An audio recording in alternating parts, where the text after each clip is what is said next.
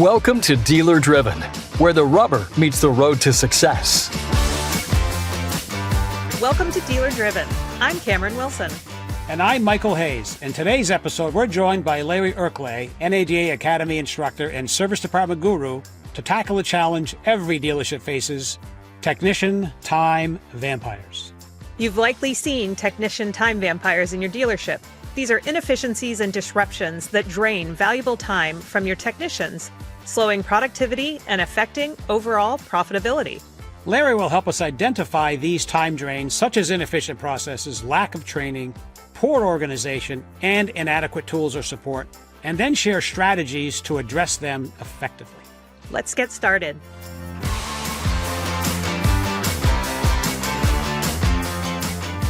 Larry, welcome to the show. We're so happy to have you today. Cameron, thanks. Michael, thank you for inviting me to be a part of this. I think it's a great opportunity to let the dealers see what's going on in service operations. So thank you again. Absolutely. Can you start by defining technician time vampires in the context of the service department, and also explain why we should be addressing them and why it's so critical to the success of their operations? That's a great question. And what is a time vampire? It's anything that is hindering our ability to, in service department, sell time of a portion of our inventory, right? So it's all the little things associated with maybe something that's blocking or altering the actual technician from completing a task. Let's face it, our inventory is technician time, and we're always trying to maximize what we're actually selling. So those time vampires could be something as simple as a poor write-up or anything else that's happening to prohibit the technician from getting good information and completing the task. Larry, and you mentioned about an inventory and just changing the thought process to think of it as an inventory rather than just an appointment, obviously. And it being the inventory that we manage in a dealership, that's the most perishable inventory that we have. From your experience, what do you think are some of the biggest culprits behind technicians losing time, their valuable time, in essence, not taking advantage of all the inventory that's available? Well, that's a great question. And even comes up in class, every class that we teach here at the Academy. And one of the biggest things is we don't think of it as an inventory and what we actually have, and knowing, forecasting what or how much inventory we have to sell. Because, Michael, you can tell me how many cars you have on the lot. You can see them every single day. But with technician time, it's invisible. It's an equation that we have to do and know, so that way we have a goal in mind on what to sell. So, thinking from that aspect of it, some of the biggest culprits are us just not knowing how much time we have to sell. The second thing I'd have to say, lack of communication. Do your technicians know how much time's on a job before they get the job? Little things like that could really prohibit you from being available to sell the time. Now, Michael and Cameron, that I spent 27 years as a line technician. I was always trying to figure out how I could achieve or sell more hours.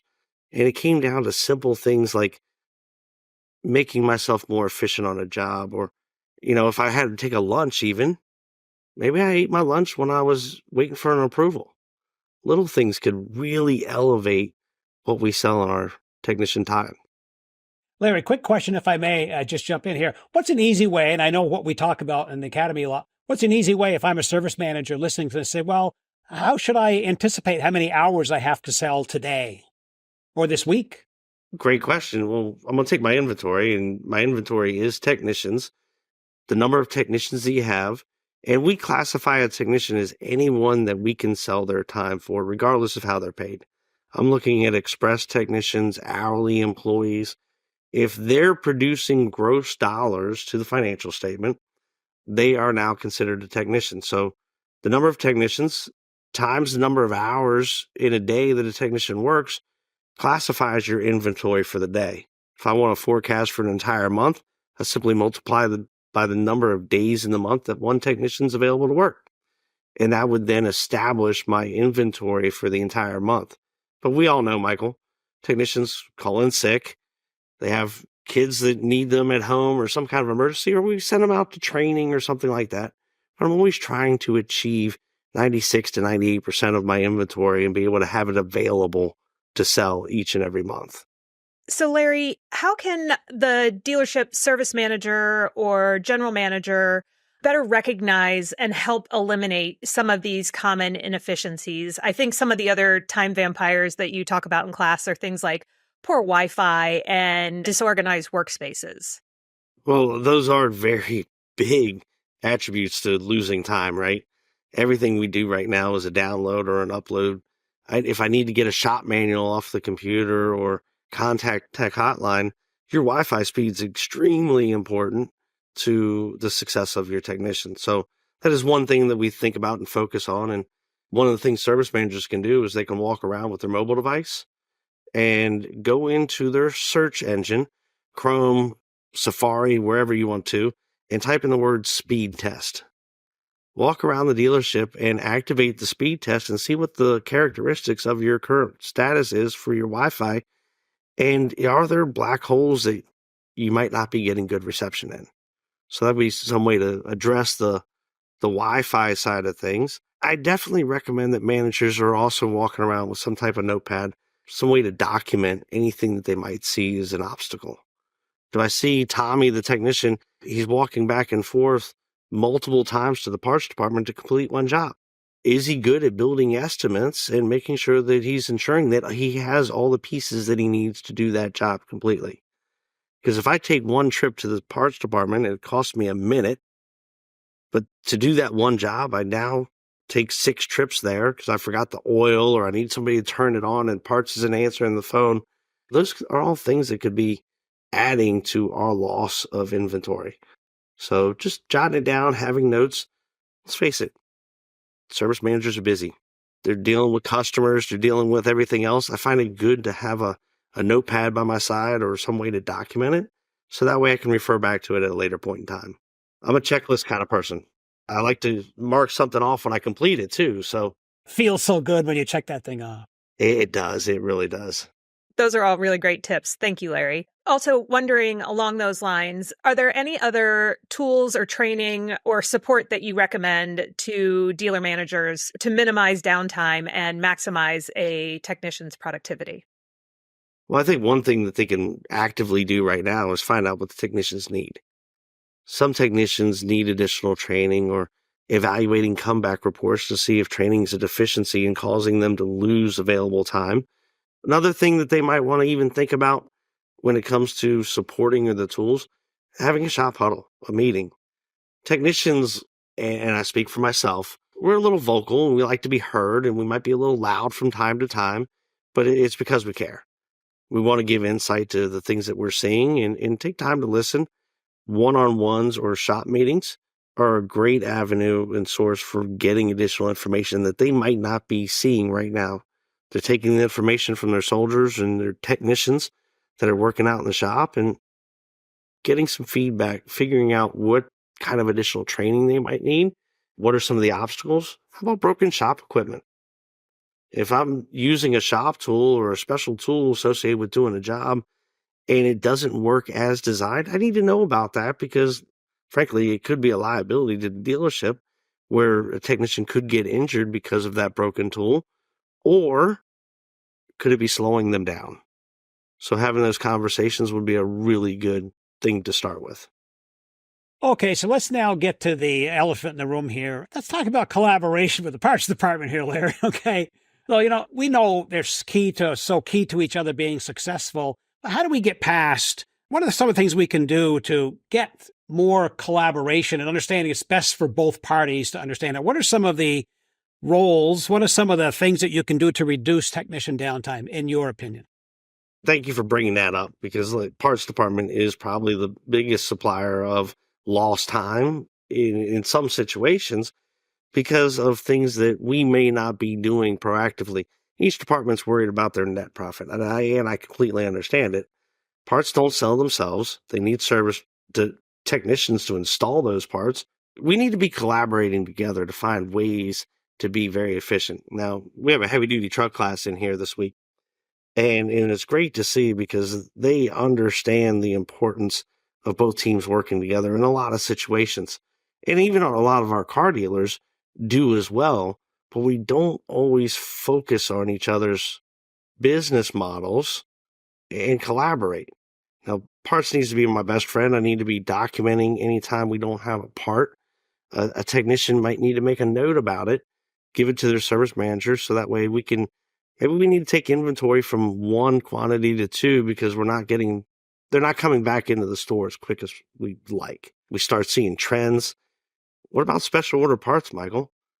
I mean, there's another one that, could be sitting on a shelf tying a technician up.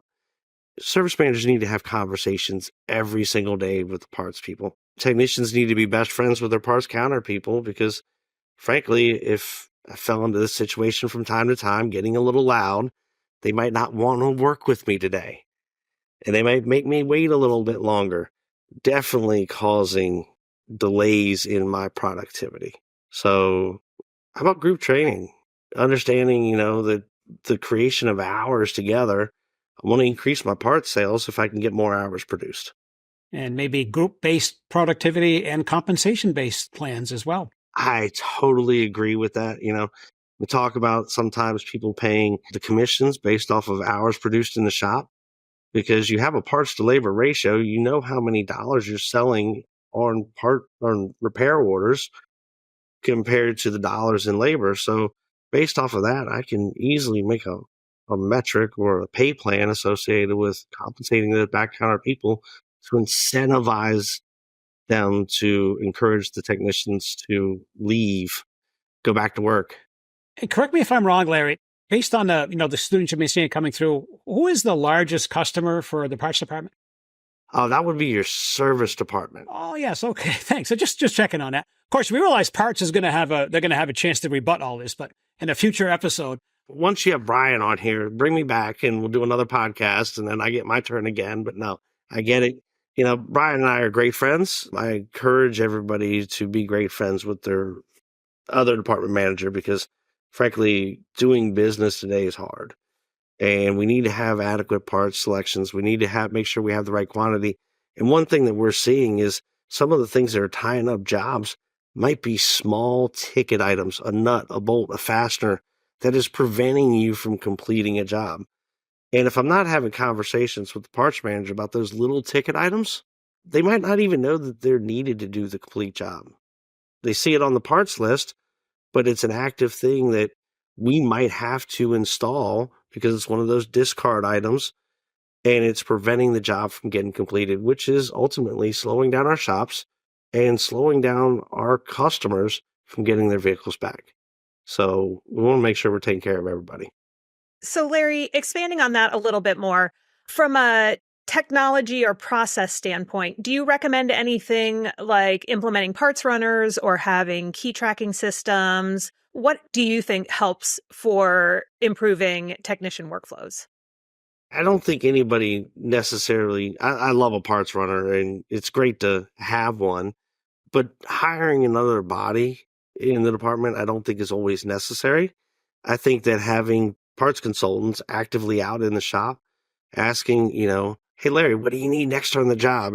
What's your next job? Because I can start pulling the parts. A parts ticket system where an RO or a copy of a repair order is generated in the parts so they can start looking up the things that they might need to have available for that job to complete it. I can pre-pull those jobs, especially when it's oil filters or small ticket items. And that way the technician doesn't have to spend any time at the back counter. I could even deliver it out there. But Cameron, one of the things that I've seen lately that I really want, and I know it's expensive, I want a parts robot.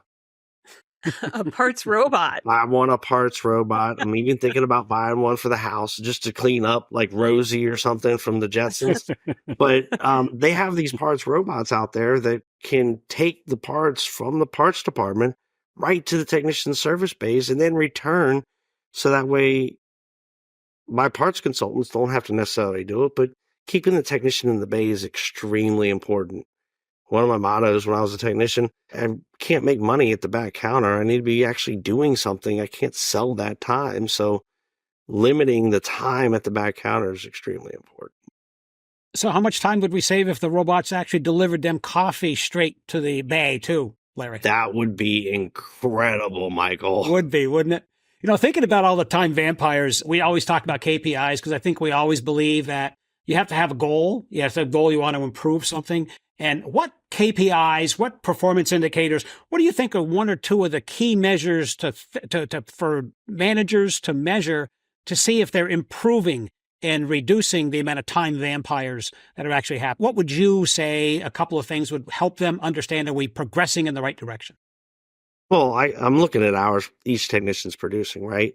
If I can get a simple extra tenth, is it being more consistent? Am I evaluating each individual performance every single day?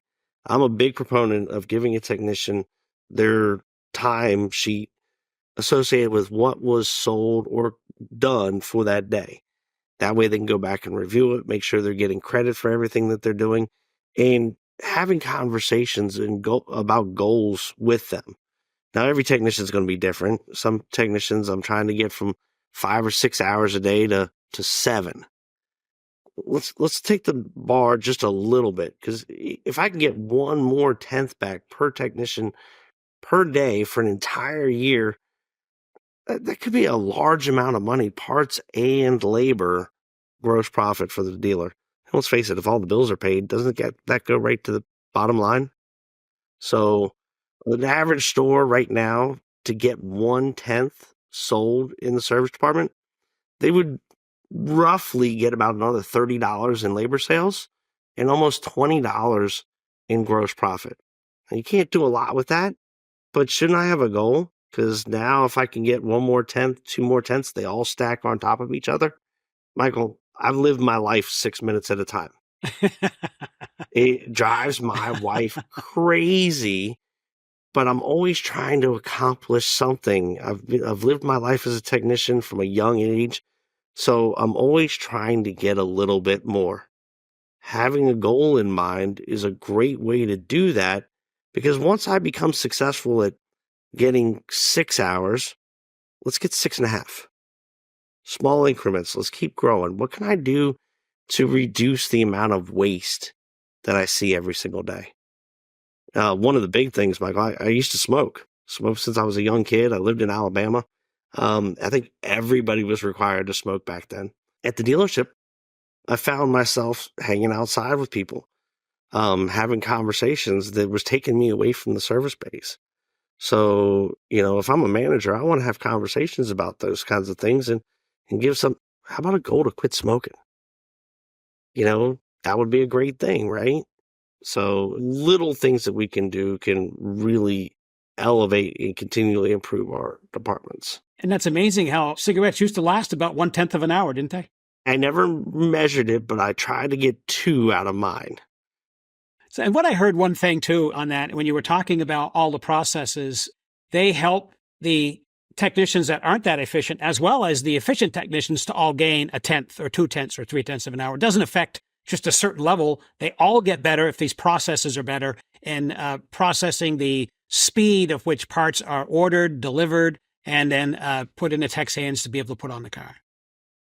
I totally agree with you. One of the exercises that we do in class is actually have groups of people brainstorming things that they think, or just any kind of idea around why a technician isn't selling their time.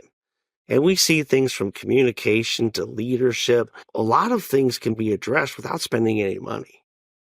Small little processes in place, having a goal could be one of them. But what about proper documentation on the write-ups of the repair order? Now, I wear hearing aids, and, I don't always hear the best, and my wife says it's selective, but there's a little bit of loss there from spending years in the shop. So me looking for a noise concern might not be the best avenue. I might not hear it, so I might need a little more information associated with what I'm looking for. Are we getting all the proper documentation to provide the technicians the information on how to be successful and minimize the time having to search for things? So that could be a simple solution that doesn't cost you any money. As you can see by looking at my scene, and I could use a little help doing that in the backside of my office as well. So, well, we talked about it, and Cameron, I think you mentioned it. disorganized workspace. I accept today's dirt, not yesterday's dirt. If I'm searching for things, that is slowing you down. Now, I know you can't see it on camera, but I'm a vertically challenged individual. I'm not the tallest guy in the shop. So what sense does it make for me to have a tall toolbox? I'm always climbing a ladder trying to go find those tools. Technicians should have tools readily available, easy access, things that we use most often should be an arm's length away. If I can do that, that saves them time as well. And having that organization skill is extremely important.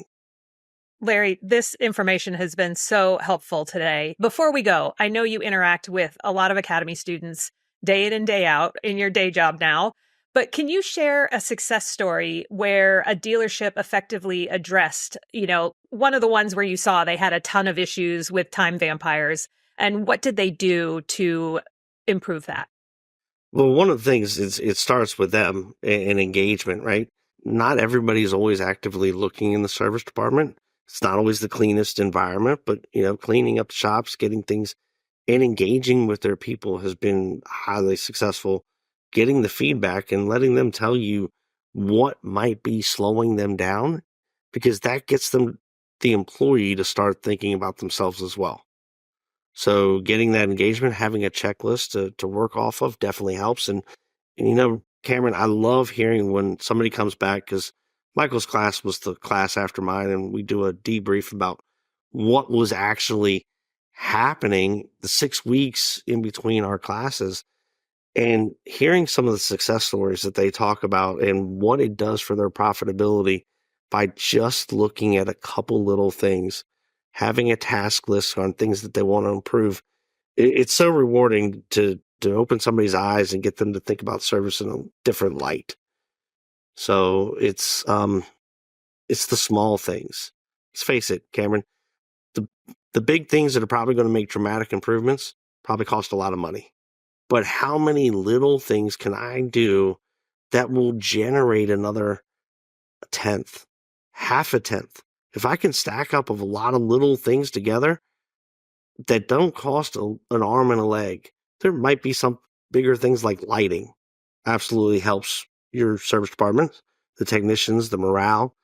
Costs a lot of money to fix lighting. But if I can stack some smaller things to equal that amount that don't cost as much, I think that's a win, isn't it? Absolutely. One of the things you mentioned, Larry, and I'd highlight this too, is that I've always noticed the people that are proud of their service departments and bring pictures of them because they're so neat, they're so well lit, they're so inviting, are also the people that seem to be doing a little bit work more efficiently, should I say, in the service department. It's amazing how those two things follow each other. So I want to thank you. That is absolutely true. And you can see, and even those people have opportunities still. It never stops. It's always a changing system. So looking at everything as a possibility as a time vampire is real. So terrific. Larry, we want to thank you so much for your insights today. It's really been great to have you on the show and sharing your thoughts and ideas, and that will never end. So again, thank you very much. Appreciate it, and appreciate all your thoughts and efforts. Well, thank you for having me. It was a pleasure. And if you need anything at all, we always have a service seminar or an advisor class. I think the advisor class is probably one of the biggest things to helping with time for technicians. I think it's the key to technician retention as well. So take a look at NADA.org and seminars. Professional series is out there for dealers to help themselves figure out where some of their loss is. That's all the time we have for this episode. A huge thank you again to our guest, Larry Hourcle, for joining us. And he mentioned Brian Crossan, who will be a future guest on the show to talk about the parts department. If you're enjoying the show, leave us a rating or review and tell a friend. Once again, I'm Cameron Wilson. And I'm Michael Hayes. This has been Dealer Driven from NADA. Keep your dealership in drive, and see you next time.